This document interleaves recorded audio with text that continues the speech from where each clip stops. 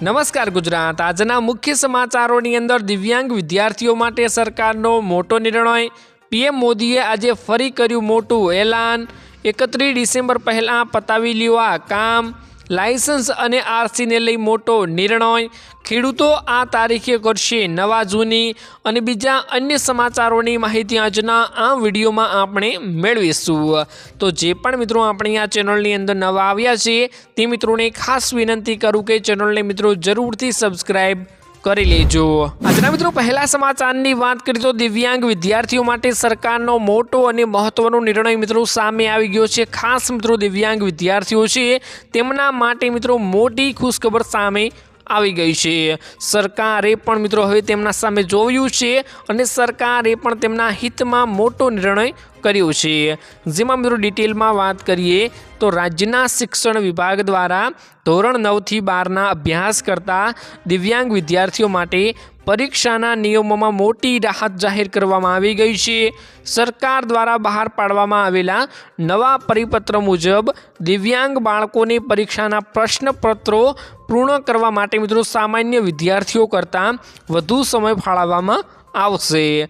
નવા નિયમો મુજબ 1 કલાકની પરીક્ષામાં પેપરમાં મિત્રો દિવ્યાંગ વિદ્યાર્થીઓને 20 મિનિટનો વધારાનો સમય આપવામાં આવશે મિત્રો। એટલે કે ખાસ મિત્રો આમ બીજા વિદ્યાર્થીઓને જે 1 કલાકનો સમય મળતો હતો એમના કરતાં મિત્રો આમને 20 મિનિટ વધારાની આપવામાં આવશે। એટલે કે જે આમ વિદ્યાર્થીઓને મિત્રો 3 કલાકનો સમય મળતો હશે તો દિવ્યાંગ વિદ્યાર્થીઓને 3.5 કલાકનો સમય આમાં આપવામાં આવશે મિત્રો। તો દિવ્યાંગ વિદ્યાર્થીઓ માટે આ મોટી ખુશખબર સામે આવી ગઈ છે। ત્યારબાદ મિત્રો મહત્વના સમાચારની વાત કરીએ તો પીએમ મોદીએ આજે ફરી કર્યું મોટું એલાન।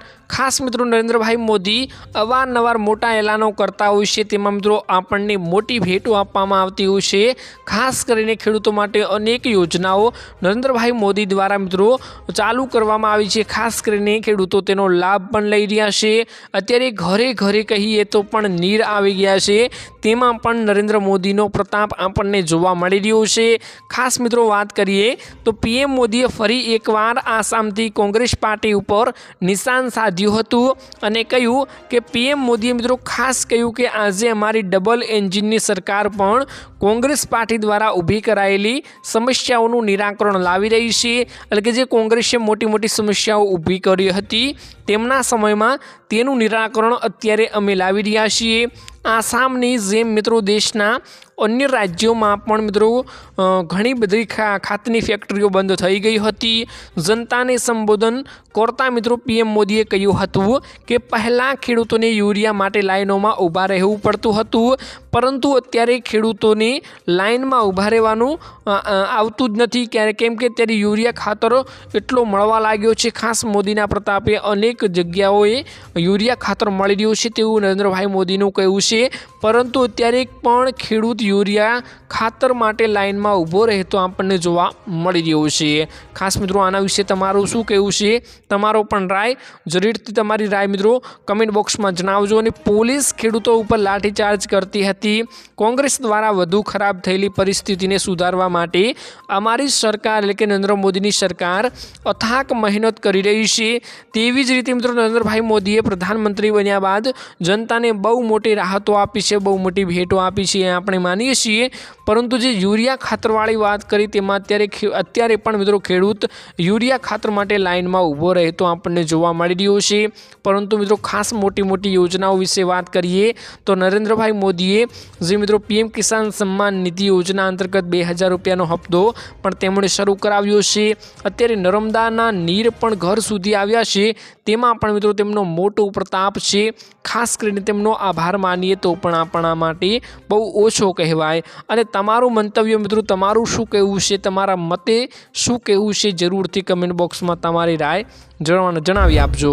ત્યારબાદ મિત્રો મહત્વના સમાચારની વાત કરીએ તો 31 ડિસેમ્બર પહેલાં પતાવી લ્યો આ કામ। ખાસ મોટા સમાચાર આવી ગયા છે, કેમ કે 31 ડિસેમ્બર પહેલાં મિત્રો ઘણા એવા કામો હોય છે જે અટકેલા પડ્યા હોય છે। ખાસ મિત્રો તેની તારીખો પણ 31 ડિસેમ્બર સુધીની આપવામાં આવતી હોય છે.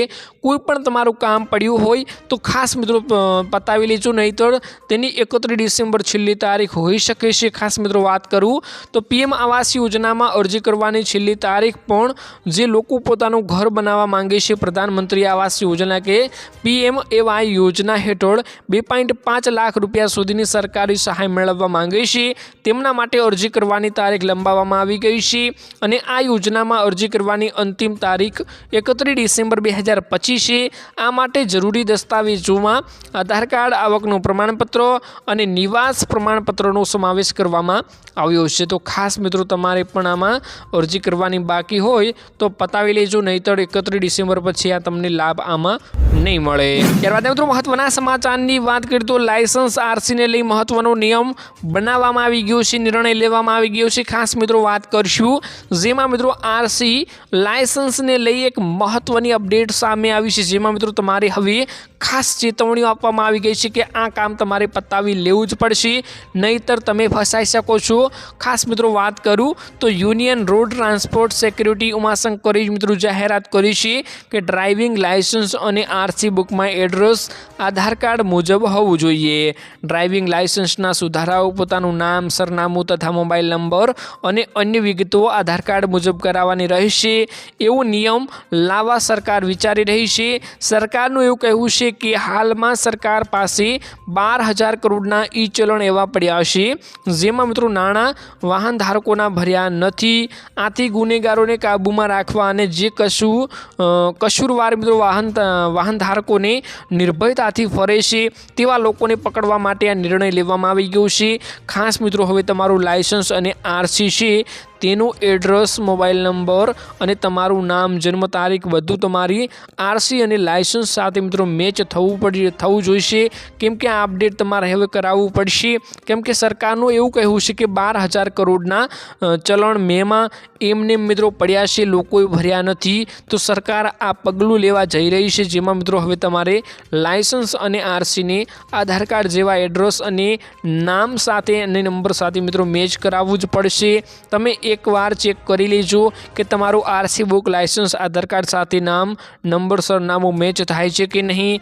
જો ના થતું હોય તો વહેલાસર મિત્રો કરાવી લેજો, નહીંતર ભવિષ્યમાં તમને આમાં મોટો પ્રોબ્લેમ જોવા મળી શકે છે. ત્યારબાદ મિત્રો મહત્વના સમાચારની વાત કરીએ તો ખેડૂતોએ આ તારીખે કરશે નવા જૂની. ખાસ મોટા સમાચાર આવી ગયા છે, કેમ કે ખેડૂતોની અનેક મિત્રો માંગો હોય છે. ખાસ મિત્રો વાત કરું તો દેવા માફી અંગે મુદ્દો છે હજુ પણ ચર્ચામાં આવ્યા જ કરે છે, પરંતુ આના વિશે કોઈ એક્શન લેવામાં આવતી નથી. યુરિયા ખાતરનો મિત્રો મુદ્દો છે, લોન માફીનો મુદ્દો છે, આવા અનેક મુદ્દાઓ છે જેના વિશે મિત્રો ખેડૂત ફસાતો જાય છે, ખેડૂતોને ન્યાય મળતો નથી. ખાસ મિત્રો હવે ખેડૂતોએ આ તારીખે નવાજૂની કરવાની છે, તમે પણ સાથ આપજો. રાજ્યમાં મિત્રો ખેડૂતોએ આ વધી રહેલી અસંતોષીની લાગણીને સરકાર સુધી પહોંચાડવા માટે ભારતીય કિસાન સંઘે મહત્વપૂર્ણ પગલું લીધું છે. સંઘે મિત્રો આગામી 12 જાન્યુઆરીએ ગાંધીનગર ખાતે ખેડૂતોના વિશાળ એકત્રીકરણના જાહેરાત કરવામાં આવી ગઈ છે. ભારતીય કિસાન સંઘના મહામંત્રી R.K. પટેલે જણાવ્યું હતું કે આ આંદોલન કોઈ વ્યક્તિગત વિરોધ માટે નથી. કિસાન સંઘે ખાસ કરીને ખાતર વિતરણની સમસ્યાઓને ગંભીર મુદ્દો ગણાવ્યો છે. સરકારે વારંવાર પૂરતું ખાતર ઉપલબ્ધ હોવાનું કહે છે, પરંતુ વાસ્તવિકતા કંઈક અલગ હોવાનું મિત્રો ખેડૂતોને અનુભવી રહ્યા છે. આજે પણ અનેક સ્થળોએ ખેડૂતો લાંબી લાઈનોમાં ઊભા રહેવું પડે છે. સમયસર ખાતર ના મળવાથી વાવણી અને પાક સંભાળને સીધી અસર પડતી હોય છે.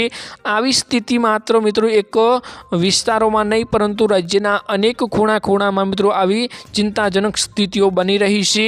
તો ખેડૂતોની સમસ્યાઓ હોય તો દેવા માફીનો પણ મુદ્દો છે, ખાસ કરીને ખાતરનો મુદ્દો છે, લોન માફીનો મુદ્દો છે, તેના વિશે અત્યારે ચર્ચાઓ કરવામાં આવે અને ખેડૂતોને ન્યાય આપવામાં આવે તેવું ખેડૂતોનું પણ મિત્રો કહેવું છે. તો ખાસ મિત્રો આજના આ વિડીયોમાં આટલું જ હતું.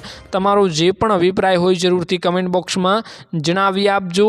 મળીશું એક મિત્રો નવા વિડીયોની સાથે. ત્યાં સુધી મિત્રો વિડીયોને એક લાઇક કરી ચેનલને મિત્રો જરૂરથી સબસ્ક્રાઈબ કરી લેજો.